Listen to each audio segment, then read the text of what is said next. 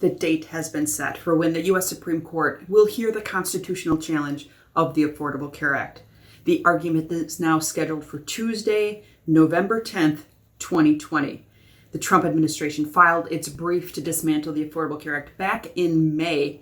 The court announced it was going to hear the case in its new term, which meant sometime after October 1st, but the date wasn't yet clear, with lots of other things to be considering: the timing around the election, open enrollment in the marketplace, and the pandemic. COVID has played a big influence in the timing of some of these arguments. We now know that the argument will be 1 week after the 2020 election on November 10th. So what's at stake? The individual mandate and its connection to the balance of the Affordable Care Act, including pre-existing condition protections, premium subsidies, even Medicaid expansion.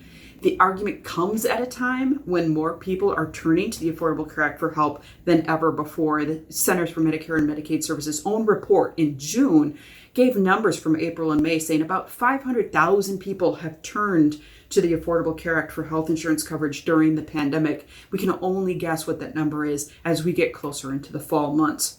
It is estimated if the Affordable Care Act were to be stricken, it would impact the health coverage of over 22 million people that rely on it either directly or indirectly for support, either for coverage through the marketplace, for Medicaid expansion coverage, or for some of the protections that extend to other private insurance plans. The case itself is California versus Texas.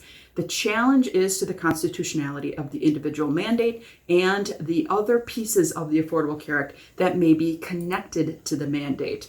This is the 7th time in 8 years the Affordable Care Act goes before the U.S. Supreme Court. It's been under threat since its very existence. Back in 2012 was the most dramatic instance when Chief Justice John Roberts said the individual mandate is constitutional.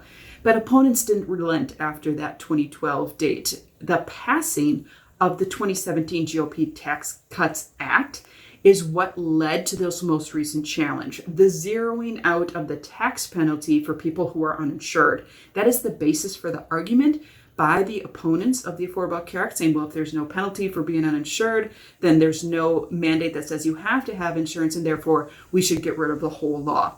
Now that, of course, is being argued quite vigorously, and it'll be up to the Supreme Court on November 10th to tell us which way they will be ruling.